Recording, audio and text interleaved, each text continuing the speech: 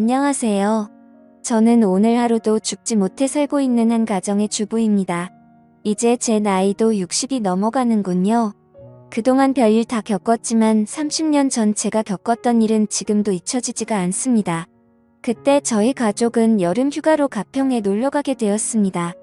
햇볕이 좋은 맑은 날씨에 길거리에 팔고 있는 옥수수를 사서 먹으며 즐거운 휴가의 분위기를 느끼면서 펜션에 도착했습니다. 간단하게 짐을 풀고 불놀이를 즐기며 놀다 보니 하루가 빠르게 흘러가 어둑해지는 저녁이 되었습니다.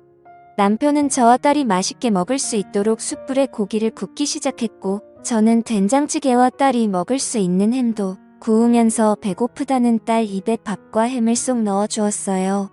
그렇게 배부르게 저녁 식사를 마치고 저희 가족은 잠시 소화도 시킬 겸 동네 한 바퀴를 돌고 있었는데 가로등 불빛에 빗방울이 한두 방울씩 떨어지기 시작하더군요. 하늘을 보니 몇 분 전까지만 해도 하늘을 빼곡히 채운 별빛들은 사라지고 컴컴한 하늘만 보였습니다. 더 많은 비가 쏟아질 것 같아 최대한 빠르게 집에 들어갔고 잠시 후 엄청난 폭우가 쏟아지기 시작했습니다. 앞이 안 보일 정도로 굵은 빗방울이 내리기 시작하면서 휴가 온 저희는 아쉬움에 창문만 보고 있었어요. 그렇게 아침에 일어나 보니 보슬비가 내리긴 했지만 거의 비가 그친 상태였고 딸은 잠시 밖에 나가고 싶다며 아침 일찍부터 일어나 펜션 주인이 키우는 강아지인지 꼬리치고 있는 계집을 보며 저를 보채기 시작했습니다. 결국 멀리 가지 말라고 말을 함과 동시에 급하게 밖으로 뛰어나갔어요. 남편은 짐을 싸고 있었고 저는 아침을 준비하며 강아지와 함께 놀고 있는 딸을 불렀는데 몇 번을 불러도 아무런 대답이 없길래 이상해서 밖으로 나가보니 어딜 갔는지 방금 전까지만 해도 있던 딸이 없어졌어요. 너무 놀라 남편을 불렀고 주변을 뛰어다니며 정신없이 찾아다녔지만 결국 찾지 못했습니다. 아침에 딸과 나는 몇 마디의 대화가 마지막일 거라고 전혀 생각하지 못한 저는 오열하다 정신을 잃었고 결국 그때 당시 6살이었던 딸은 저희 곁으로 다시는 돌아오지 못했어요. 너무 큰 충격으로 제정신이 아닌 세월을 살아온 저와 남편은 언젠가는 찾겠지, 언젠가는 만날 날이 있겠지 생각하며 희망을 가지고 하루하루 버티면서 살아왔어요. 그렇게 살아오다 보니 어느덧 30년이라는 시간이 지나버렸어요. 그만큼 저와 남편도 세월 앞에 장사 없다고 60대가 되어버렸어요. 그러면서 시간이 흐른 만큼 딸에 대한 기억도 희미해지고 그리움의 감정도 무뎌지고 있었어요. 지금 만나게 된다면 40을 바라보고 있을 나이일 텐데 존재를 알 수 없으니 생각하면 할수록 가슴이 미어져 왔어요. 그렇게 언제 올지 모르는 딸을 기다리며 삶을 살아오고 있는데 갑자기 저희 집 문을 누군가 두드리기 시작했어요. 저녁밥을 차리고 있던 남편과 저는 아무도 찾아오지 않을 시간에 문을 두드리니 이상하게 생각했고 제가 현관으로 나가 누구냐고 물어봐도 대답이 없자 그냥 무시하고 돌아섰는데 현관 밖에서 엄마라고 말을 하고 있는 목소리가 제 뒤에 맴돌았습니다. 저는 순간 몸이 멈추었고 엄마라고 들렸던 목소리에 제 심장이 뛰기 시작했습니다. 너무 놀라 급하게 현관문을 열었고 제 앞에 서 있던 여자는 저를 보면서 눈물을 흘리며 엄마라고 외치고 있었습니다. 갑작스럽게 제 집에 찾아온 여자를 보고는 당황도 하였고 긴가민가한 상태로 아무 말 없이 얼굴을 보고 있는데 뒤이어 남편도 달려나오자 남편을 보고 아빠라고 말을 하며 눈물을 흘리고 있었습니다. 현관 앞에 오두커니 서 있게 할 수 없어 일단 집으로 들어오게 했고 마침 저녁을 먹으려고 준비하고 있었기 때문에 셋이서 저녁을 먹게 되었습니다. 남편과 저는 너무 놀라 셋이서 밥을 먹고 있으면서도 너무 얼떨떨했고 일단 밥부터 먹고 천천히 대화해보기로 했습니다. 밥이 코로 들어가는지 입으로 들어가는지 모를 정도로 딸이라고 찾아온 여자의 얼굴을 보느라 정신이 없었고 그렇게 식사를 마치고 과일을 먹으며 하나하나 물어보기 시작했습니다. 저는 우리 집은 어떻게 알고 찾아온 거니? 지금까지 이사 안 간 이유가 언젠가는 찾아오겠지 생각하며 기다리긴 했는데 여자는 지금은 예전의 기억이 잘 떠오르진 않지만 엄마랑 어렸을 때 펜션에 놀러가서 강아지랑 놀고 싶다고 말했는데 그때 옆에 지나가는 강아지 보고 뒤따라 가다가 산속으로 들어가게 되면서 길을 잃어버렸어요. 다시 부모님이 있는 쪽으로 돌아가려 했지만 너무 멀리 와버린 건지 찾으려고 하면 할수록 점점 더 깊은 곳으로 들어갔고 날이 어둑해지고 지치게 되면서 정신을 잃었는데 눈을 떠보니 어느 할머니 집에 있었어요. 깨어난 저를 보고는 음식을 챙겨주셨고 그렇게 부모님을 찾아준다는 할머니의 말에 함께 지내게 되었죠. 정말 잘해주셨고 부모님이 오실 때까지 매일 눈물을 흘리며 기다렸는데 할머니께서 부모님이 사고로 세상을 떠나셨다는 말을 하면서 저를 키워주셨어요. 그때 당시 너무 어렸던 저는 잘 몰랐기 때문에 혼자 계셨던 할머니 밑에서 자라오기 시작했어요. 할머니는 외로웠던 자기 옆에 있어줘서 고맙다며 항상 말해줬던 게 기억나네요. 정말 잘해주셨는데 할머니께서 몸이 많이 안 좋으셨는지 저는 결국 고아원에 들어가 성인이 될 때까지 살다 보니 어렸을 적 엄마가 주소를 말해줬던 게 어렴풋이 성수동이라는 동네와 저희 집이 인사주택으로 되어 있다는 것만 기억해.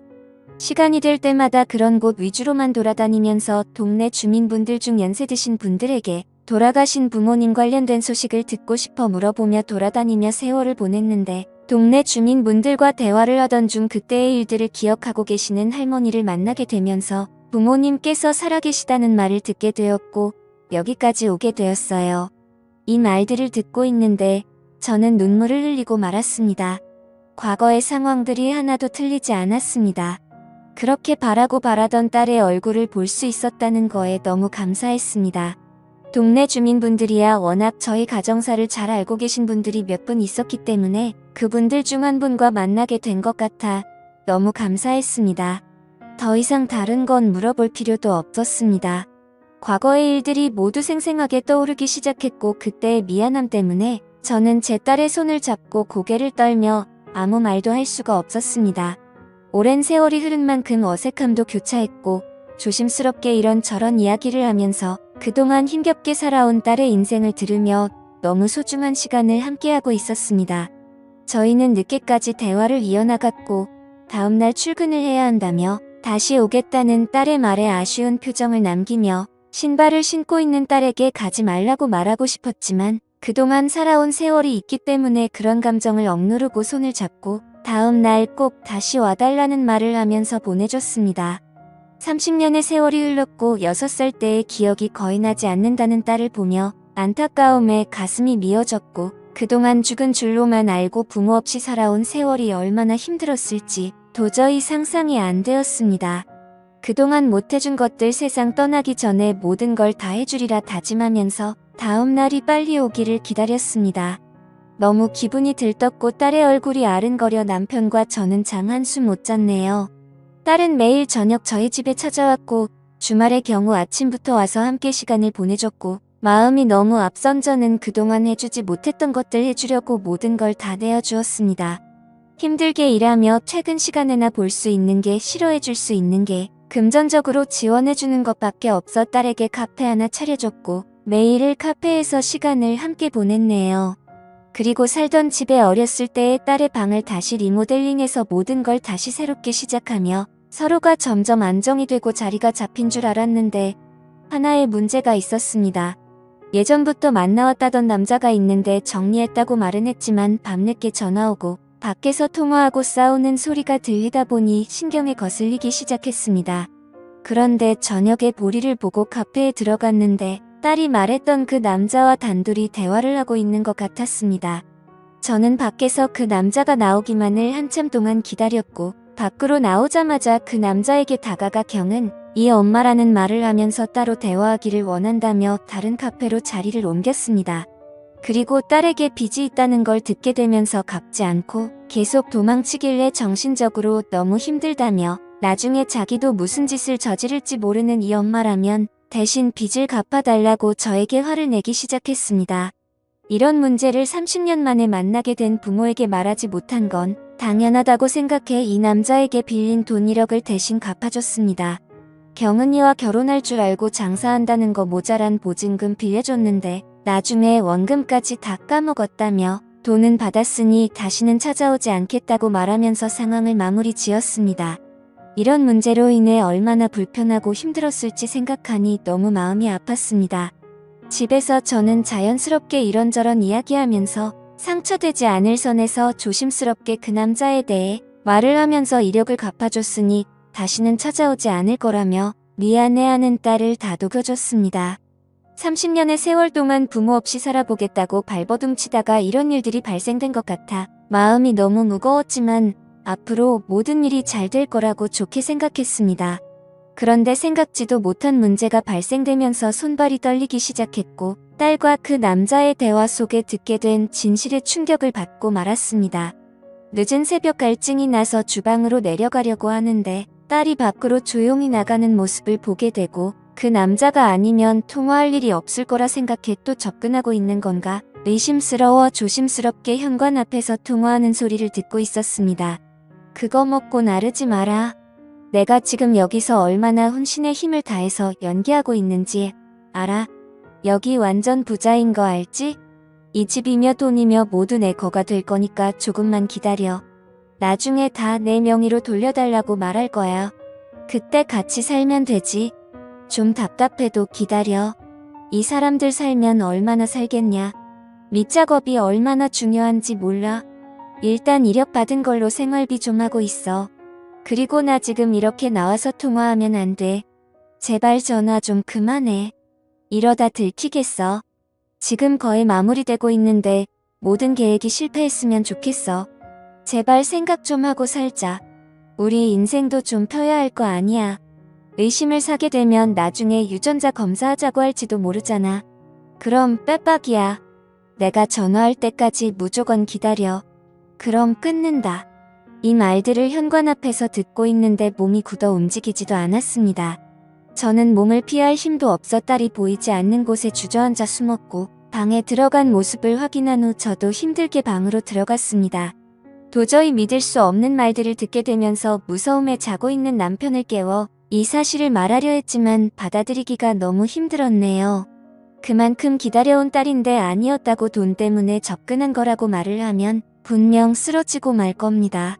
저도 지금 힘겹게 정신 붙들고 있는데 혈압이 높은 남편은 아마 이번 일이 밝혀지면 세상을 떠날 수도 있을 것 같다는 불안감에 모든 상황 조용히 해결해야겠다 생각했고 다음날 남편과 저에게 애교 부리며 딸 행세를 하고 있는 의문의 여자에게 아무렇지도 않게 평상시 때처럼 행동했습니다.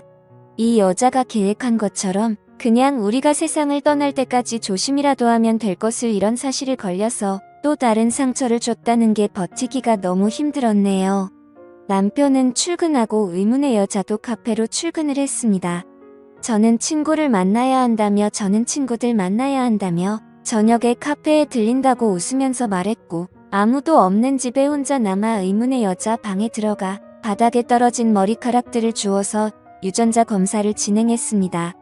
통화 속에 나온 진실의 유전자 검사할 필요도 없었지만 그래도 믿기 싫어 확인해보고 싶었습니다. 집에 돌아와 한참을 멍하니 있으면서 함께 찍었던 사진들과 추억이 모두 거짓이었다니 생각하며 핸드폰에 담긴 추억들을 보며 한참을 울었고 저녁이 되고 길 건너편에서 열심히 웃으며 일을 하고 있는 의문의 여자를 보고 있으니 그냥 이대로 살까 딸로 받아들이고 살까? 다시 예전으로 돌아가기 이대로 모른 척하고 살다가 세상 떠났으면 좋겠다는 생각이 들었습니다. 그토록 기다렸던 일들이고 보고 싶었던 딸이었는데 이 모든 사실이 거짓이라도 나 혼자만 사실이라고 믿고 있다면 아무렇지도 않게 살아갈 수 있을 텐데 이런 생각들로 머릿속이 복잡해졌고 결국 카페에 들어갈 수 없었습니다. 그렇게 평상시 대처하면서 행동을 하면서 지내오다 보니 유전자 검사 서류가 도착했고 떨리는 손을 힘들게 진정시키며 뜯어보니 그 안에 있던 서류에서조차 거짓으로 말을 해주고 있었습니다. 저는 결정을 해야 했고 결국 원래 우리의 삶으로 돌려놔야겠다 생각해 퇴근하는 남편 딸로 만나 차 안에서 조용히 대화를 이어나갔습니다. 그런데 남편에게 듣게 된 더 충격적인 말은 저보다 더 먼저 이 사실들을 알고 있었던 겁니다. 저희 집에 와서 살 때부터 유전자 검사를 진행했었고 사람을 붙여 모든 행동들을 다 관찰하고 있었다며 생각지도 못한 남편의 말들에 너무 놀라고 말았습니다. 제가 그토록 보고 싶어 했던 딸이었기 때문에 차마 말을 할 수 없었다며 정신적으로 힘들어할 저를 생각해 진실이 드러날 때까지 기회를 엿보고 있었다고 대화를 이어나갔습니다. 결국 남편과 저와 둘 다 의문의 여자가 돈 때문에 저희한테 접근한 걸 알게 되었고 남편은 벌써 경찰에게도 이 사실들을 말해놓은 상태로 기회만 엿보고 있었던 겁니다. 그렇게 형사분들과 함께 집에 들어갔고 반갑게 웃으면서 저를 맞아준 딸이라고 생각한 의문의 여자의 팔에 수갑이 채워지면서 모든 상황은 종결되었습니다. 그리고 드디어 저와 만났던 그 남자 또한 잡히게 되었고, 너무나 저의 과거를 잘 알고 있었던 의문의 여자의 입에서 나온 말들은 제가 동네에서 지인들과 만나면 과거 딸과 헤어졌던 일들을 자주 말을 하면서 지내왔기 때문에 그런 말들을 녹음하고 계획해서 범행을 저질렀다고 털어놨습니다. 제 입에서 나온 말들로 계획했다는 거에 너무 놀랐고, 그 여자와 남자는 사기죄로 구속 조치가 이루어졌네요. 과거의 아픈 기억들을 비유미로 범행을 저지르려고 계획했다는 거에 정신적으로 힘든 시간들을 보내게 되었습니다. 집에 들어와서 자식이라고 생각했던 그 여자와 함께한 화상의 흔적들을 지우면서 아직까지 돌아오지 않은 진짜 딸을 생각하며 눈물을 흘리고 말았습니다. 언젠가 분명 살아있고 엄마 아빠를 찾고 있을 우리 딸 경은아, 만약 이 사연을 접하게 된다면 꼭 연락 바란다. 보고 싶다. 그래도 세상 떠나기 전에 얼굴 한번 보고 싶구나. 어디에서 살고 있던 항상 행복하게 지내고 있길 바란다. 지금까지 제 사연을 읽어주셔서 감사드립니다.